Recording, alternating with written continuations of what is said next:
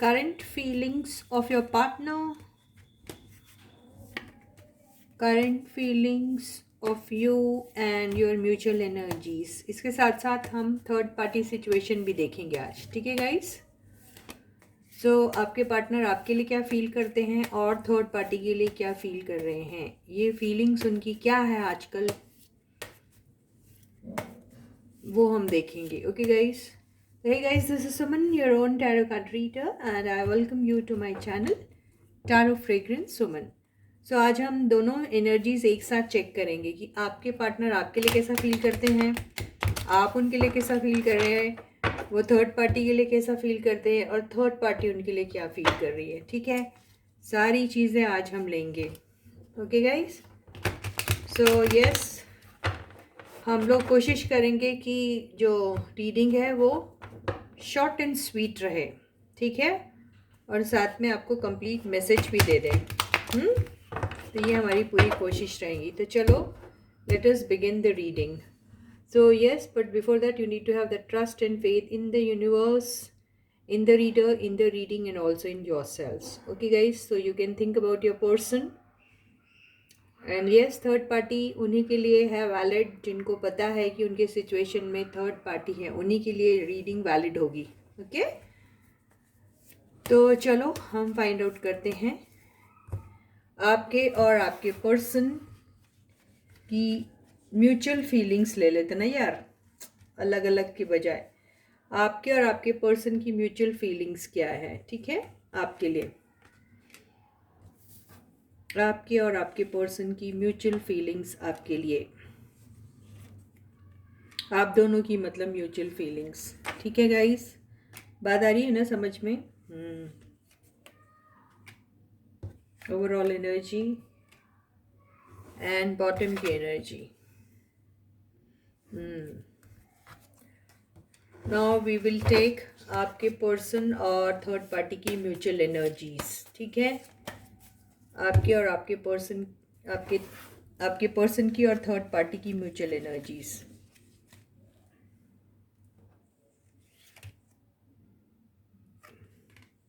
The devil,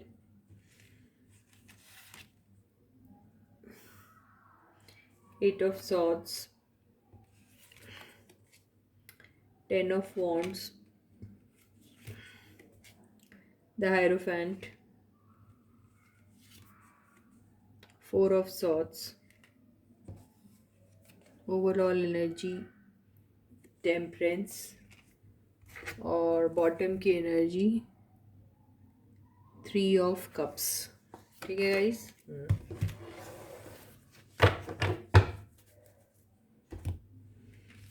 तो पहले हम आपकी एनर्जी, आपके और आपके पर्सन की जो म्यूचुअल एनर्जी है वो पहले हम लोग रीड करते हैं. तो कार्ड्स इस किस्म के हैं guys, if you can see they are like this. इसके नीचे ये क्यों आ गया भाई? ठीक है, तो यहाँ पे ऐसा हो रहा है कि आप और आपके पर्सन दोनों अभी कंफ्यूज स्टेट ऑफ माइंड में हैं. दोनों को समझ में नहीं आ रहा कि आखिर ये रिलेशनशिप किधर जा रही है, और दूसरा ये भी समझ में नहीं आ रहा है कि आपको आपके पर्सन के लिए इंतज़ार करना भी चाहिए या नहीं, ये भी आपको समझ में नहीं आ रहा है. और कहीं ना कहीं ऐसा लग रहा है कि आप दोनों जो हैं वो एक दूसरे के बिल्कुल अगेंस्ट खड़े हुए हैं. और यहाँ पर सिचुएशन कुछ ऐसा है कि आप दोनों ही अपनी अपनी ज़िद पर अड़े हुए हैं, और दोनों को ही अभी ऐसा लग रहा है कि दोनों ही ना अपने ईगो में, बहुत बड़ा ईगो है दोनों को, दोनों ही अपने अपने ईगो में हैं और अपने इमोशंस दोनों ही छुपा रहे हैं. और आप दोनों के दोनों किसी भी सूरत में झुकना नहीं चाह रहे. यहाँ पे झुकने का मतलब ये है कि पहल कौन करेगा, तो पहल लेने की कोशिश दोनों में से कोई भी एक नहीं करना चाह रहा है. और जो फेमिनाइन एनर्जी एक्चुअली जो मुझे दिख रही है वो ऐसा लग रहा है उसमें कि जितनी भी फेमिनाइन एनर्जीज़ हैं यहाँ पे, वो ये चाह रही है कि उनके साथ अब तक जो भी बीता है वो उनको बिल्कुल पसंद नहीं था, फॉर श्योर. और वो अब चाहती हैं कि मेरे साथ ऐसे कोई भी सिचुएशन ना क्रिएट हो जहाँ पे मुझे ऐसा लगे कि मुझे फॉर ग्रांटेड लिया जा रहा है।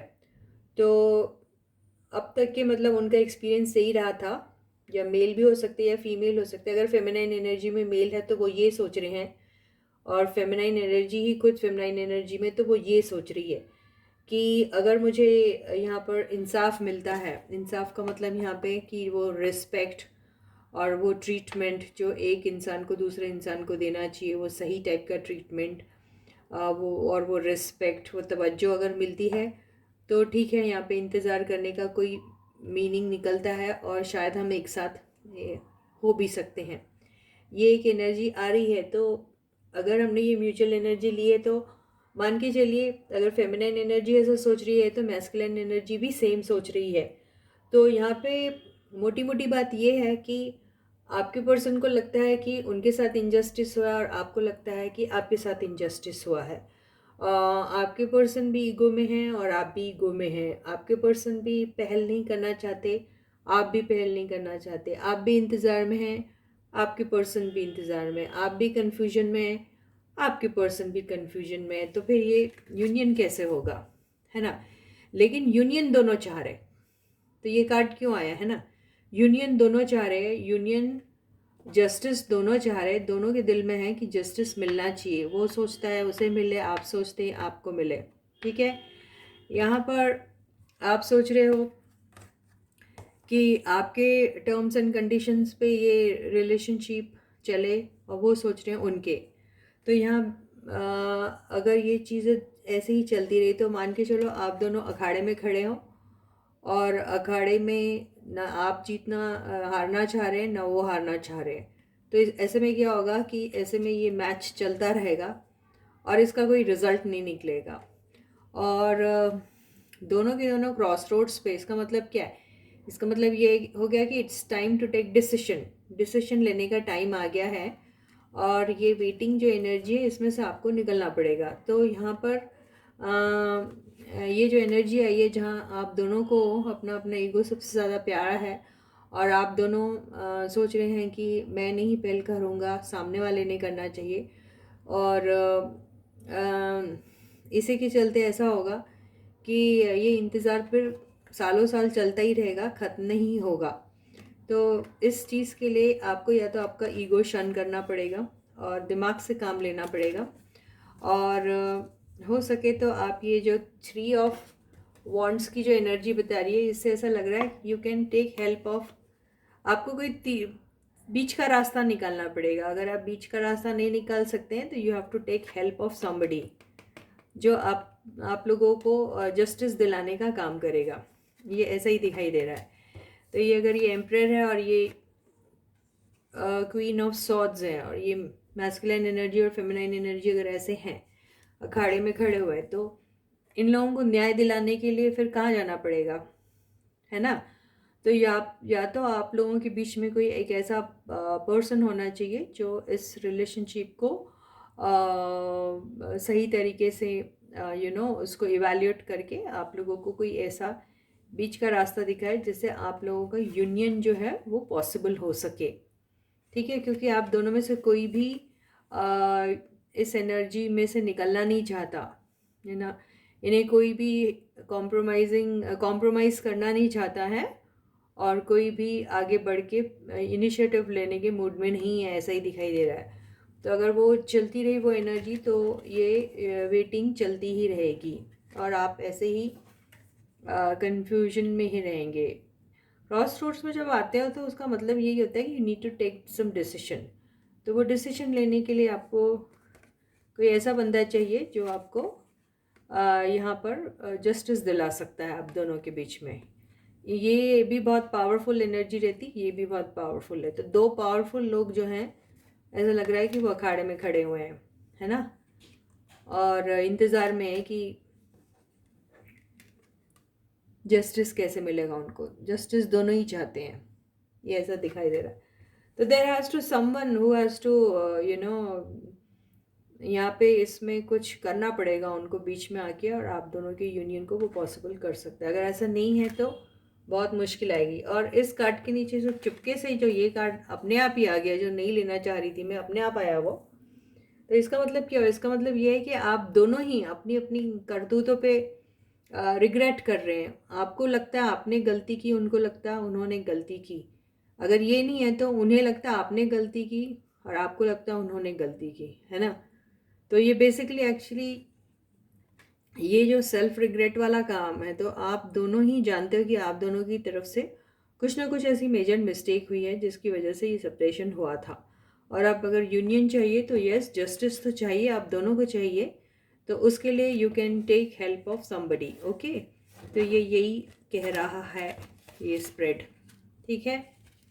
और अभी अगर आपके पर्सन का ये चल रहा है तो ये तो मुझे सीधा सीधा ऐसा दिखाई दे रहा है कि इस कार्ड से ऐसा लग रहा है कि आपके पर्सन जो है शायद मैरिड है।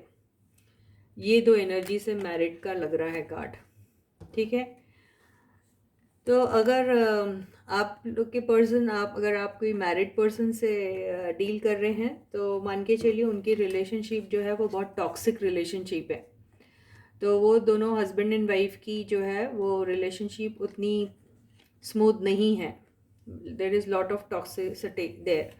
और इस रिलेशनशिप में आपके पर्सन या थर्ड पार्टी दोनों ही अपने आप को स्टक फील करते हैं और दोनों ही एक दूसरे के साथ ऐसी एनर्जी, मतलब दूर दूर है। They may be living together but they are still apart, एक दूसरे से अलग है।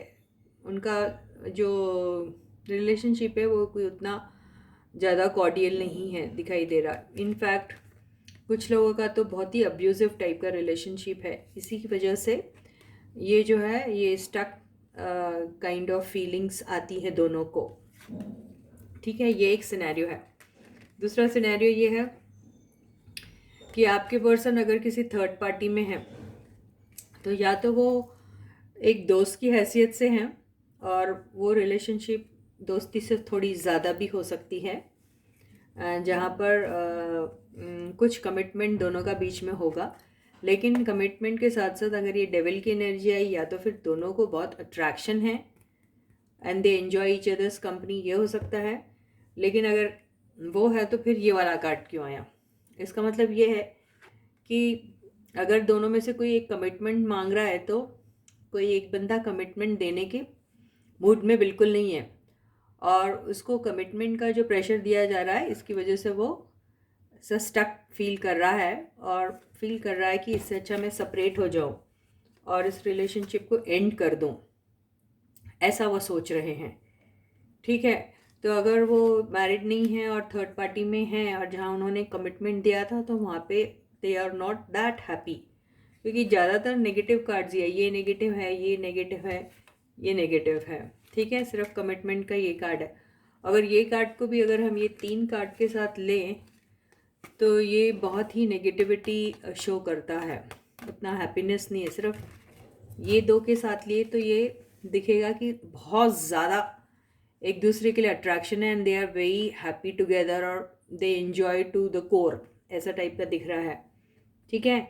और उसके साथ अगर ये सारी एनर्जीज आई हैं तो इसका मतलब ये जो एनर्जी है जो हैप्पीनेस की वो स्टक एनर्जी में कन्वर्ट हो चुकी है and they want to end it also.